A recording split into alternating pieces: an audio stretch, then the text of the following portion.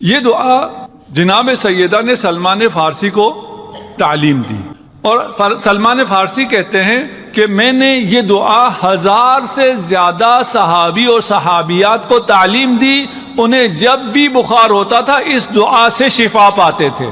اتنی بلند ہستی، اتنی عظیم شخصیت جس کی معرفت بھی انسانوں کے لیے بلکہ روایت میں ہے خلائق کے لیے، انسان اور ہیں خلائق اور ہیں، خلائق بھی جناب سیدہ کی معرفت حاصل نہیں کر سکتے۔ اتنی بلند ہستی سے ہم پھر فیض کیسے حاصل کریں؟ برکات جناب سیدہ کو ہم کیسے حاصل کریں؟ یہ سوال ہے۔ تو جناب سیدہ کی برکات حاصل کرنے کے لیے پھر ہمیں کن کن مرحلوں سے گزرنا پڑے گا، کہاں پہنچنا پڑے گا جس کے بعد ہمیں یہ برکات حاصل ہوتی ہوں؟ اور ان فیوزات اور برکات میں سے ایک برکت جو آپ سب کوئی شاید ایسا کوئی بچہ بھی نہ ہو ایسا جسے وہ نہ پتا ہو یا اسے نہ آتا ہو، تسبیح فاطمۃ الزہرا سلام اللہ علیہ۔ آثار و برکات تسبیح جناب سیدہ کے بہت زیادہ ہیں جو روایات میں ہے، میں صرف چند کی طرف اشارہ کروں گا۔ پہلا یہ ہے غفران الذنوب۔ دیکھیں یہ تسبیح گناہوں کو کیسے مٹا دیتی ہے۔ اگر یہ کنیکشن پتا ہو کہ یہ تسبیح سے آپ کے تمام گناہ ختم ہو جاتے ہیں۔ تسبیح ذکر ہے، تسبیح میں تکبیر ہے، تحلیل ہے، تسبیح ہے۔ یہ وہ ہستی ہے جو اگر آپ سے خوش ہو جائے، یہ کب خوش ہوتی ہے؟ جب آپ حسین کی عزا میں شامل ہو جائیں، آپ کی آنکھوں سے ایک آنسو کا قطرہ گرے، وہ آنسو آپ کے تمام گناہوں کو مٹانے کے لیے کافی ہے۔ جنت و جہنم فاطمہ کی جاگیر ہے۔ جنت شیعیان فاطمہ کے لیے ہے، جہنم دشمنان فاطمہ کے لیے ہے۔ تمہارا ایک آنسو تمہیں محب فاطمہ بنا دیتا ہے۔ تسبیح تمام گناہ معاف ہو گئے۔ تسبیح مکمل نواقص عبادات ہے۔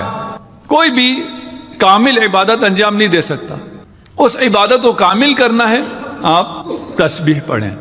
تسبیح کی وجہ سے نوافل اگر آپ نہیں پڑھ سکے ہیں، نماز کے پہلے نماز کے بعد نوافل ہیں، اگر نوافل نہیں پڑھ سکے، یہ نوافل کی جگہ ہے۔ وہ ایک رکعت نماز جس کے بعد تسبیح جناب سیدہ ہو، وہ 1000 رکعت کا ثواب رکھتی ہے۔ یہ برکات تسبیح فاطمہ ہے۔ تسبیح فاطمہ پڑھنے والا صاحب ذکر کثیر ہے۔ حکم دیتے ہیں، نماز سکھاتے ہیں اپنے گھروں میں، معصومین کے گھروں کی بات ہو رہی ہے، اسی طرح ہم اپنے بچوں کو تسبیح زہرا سکھاتے ہیں۔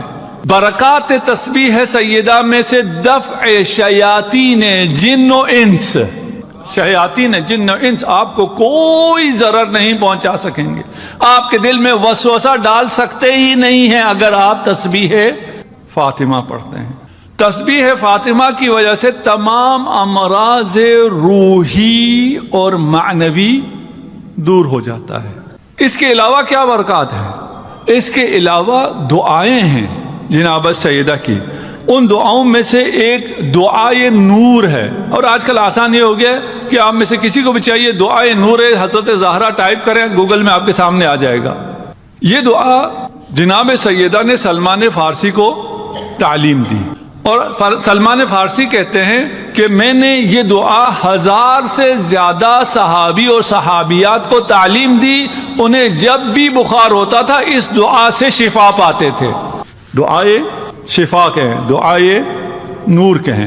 ایک شرط ہے، یہ ایسا نہیں ہے کہ مجھے بخار ہو جائے تو میں دعائے نور پڑھ لوں، بسم اللہ نور، بسم اللہ نور نور، بسم اللہ نور علی النور، میں یہ پڑھ لوں میرا سر درد ختم ہو جائے گا۔ نہیں، یہ پیناڈول نہیں ہے کہ آپ کو سر میں درد ہو جائے آپ پیناڈول لیں، آپ کا سر کا درد ختم ہوتا ہے، یہ ایسا نہیں ہے۔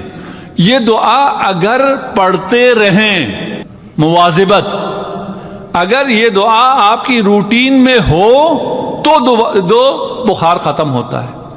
دعائے ادائے قرض، میرے سمیت شاید بہت سے یہاں پہ مقروض بیٹھے ہیں۔ دعائے رفع حاجات، دعائے اسیر رہائی اسیر، حرزہائے فاطمہ، بہت سی چیزوں سے حرز ہے، تمام معصومین سے آیا ہوا ہے، جناب سیدہ سے بھی آیا ہوا ہے۔ یہ محجت الدعوات ہے، محج الدعوات سید ابن طاووس کی کتاب ہے، اس میں مل جائے گا آپ کو، بہار میں مل جائے گا۔ یہ سرچ کریں گے تو ایک ویب سائٹ ہے جنہوں نے اس کو کمپائل کیا، وہ بھی آپ کو مل جائے گا۔ برکات سیدہ، یہ ہم جو یہاں جمع ہیں یہ بھی سیدہ کی برکات سے، اگر ان کا کرم نہ ہوتا تو ہم میں یہ اہلیت نہیں تھی کہ ہم مسجد الکوثر میں عزائے جناب سیدہ کے لیے جمع ہو سکے۔ نہیں، بہت سے لوگ ہیں انہیں آج اس رات توفیق نہیں ہے، یہ بھی عطا ہے۔ ایک مثال، ایک روایت میں پیش کرتا ہوں، روایت تھوڑی سی طولانی ہے، شاید ساری پڑھ دوں، شاید کچھ درمیان میں سے مختصر کر دوں۔ عن جابر ابن عبداللہ الانصاری کہتے ہیں ایک بوڑھا آیا، بادیہ نشین تھا، رسول خدا کے پاس آیا اور اس نے کہا کہ میرے پہننے کے لیے میرے تن پہ کپڑا نہیں ہے، کھانے کے میرے پاس پیسے نہیں ہیں، میری مدد کیجیے۔ رسول خدا اس وقت مسجد میں بیٹھے تھے اور مسجد میں رسول خدا کے پاس کچھ تھا بھی نہیں۔ ایک اور روایت ہے کہ ایک سائل آیا، حضرت ابراہیم گھر میں تھے اور اس نے آ کے دق الباب کیا اور حضرت ابراہیم سے کہا مجھے فلاں چیز مدد چاہیے۔ حضرت ابراہیم کے پاس نہیں تھا، انہوں نے فرما دیا کہ میرے پاس نہیں ہے۔ وہ سائل واپس چلا گیا، عتاب پروردگار ہوا کہ ابراہیم یہ سائل تھا، تیرے در آیا تھا، خالی کیوں پلٹا دیا؟ یا اللہ، میرے پاس چیز تھی ہی نہیں، جو مانگ رہا تھا وہ میرے پاس نہیں تھی۔ خطاب ہوا اگر وہ چیز نہیں تھی جس کا وہ مطالبہ کر رہا تھا، میں نے تجھے عزت تو دے رکھی تھی، تو اگر اس کے لیے کسی کو کہہ دیتا، کسی سے مانگ لیتا، تیرے کہنے پہ اسے دینے والے بہت مل جاتے۔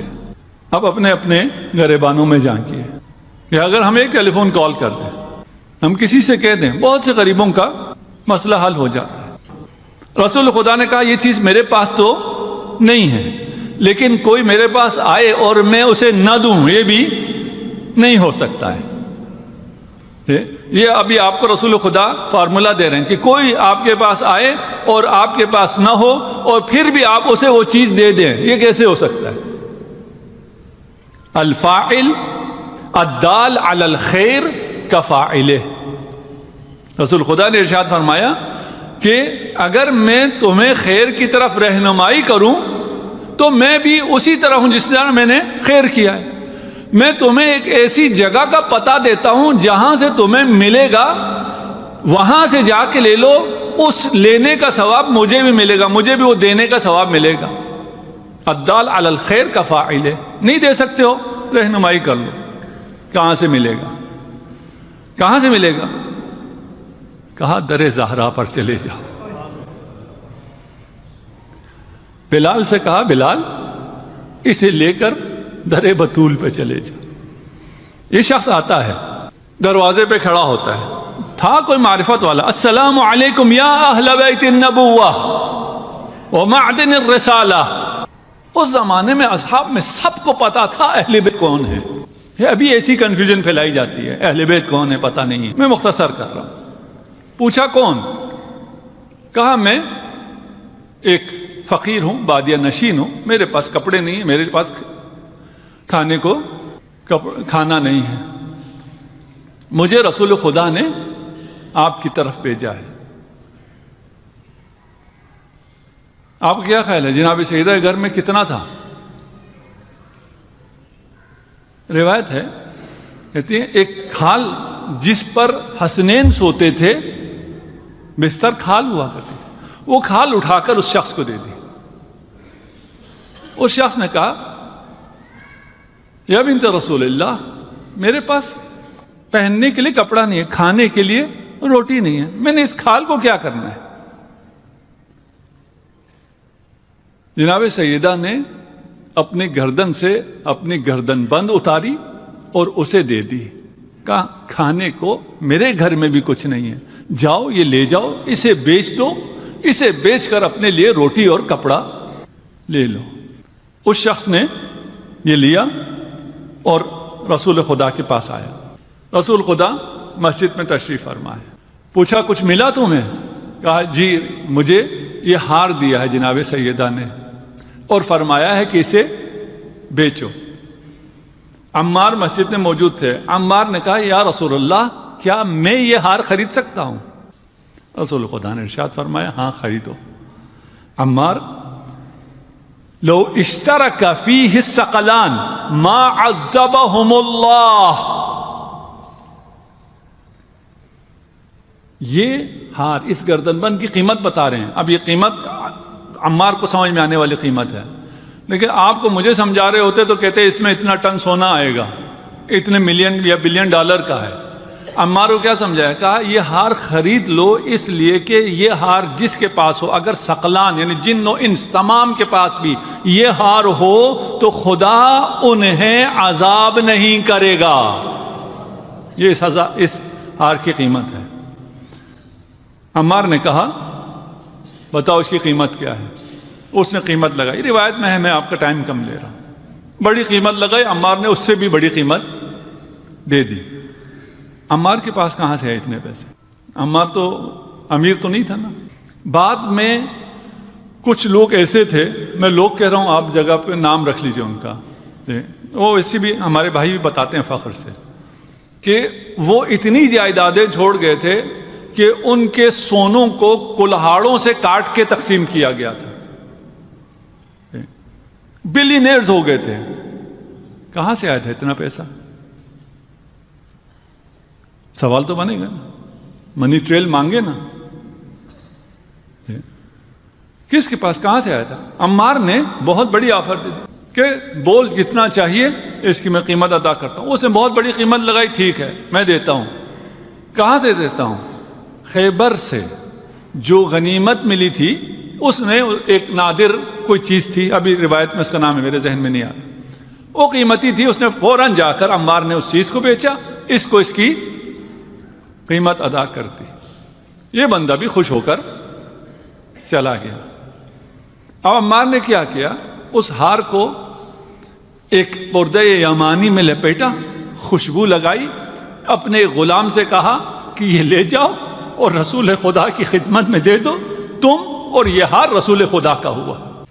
یہ غلام گیا، اس ہار کو لیے رسول خدا کی خدمت میں حاضر ہوا۔ رسول خدا نے کہا یہ ہار لے جاؤ اور میری بیٹی فاطمہ الزہرا کو دے دو۔ وہ غلام یہ ہار لے کر جناب سیدہ کے پاس آیا، عمار نے مجھے بھیجا ہے اور رسول خدا نے مجھے آپ کی طرف بھیج دیا ہے، یہ ہار آپ کا ہوا، میں آپ کا غلام ہوا۔ جناب سیدہ نے ہار قبول کیا، غلام کو آزاد کر دیا۔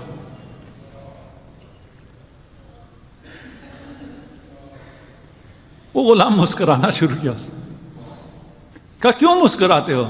کہا آپ کے مال میں کتنی برکت ہے، آپ کی گردن سے اترا، ایک فقیر کو امیر کر دیا، ایک غلام کو آزاد کر دیا اور واپس آپ کے ہاتھوں میں آ گیا۔ یہ برکت آپ کے لیے بھی موجود ہے، آپ کے ہاتھوں میں بھی گردن بند سیدہ موجود ہے۔ تو مال جو آپ اپنا سمجھتے ہیں وہ سیدہ کا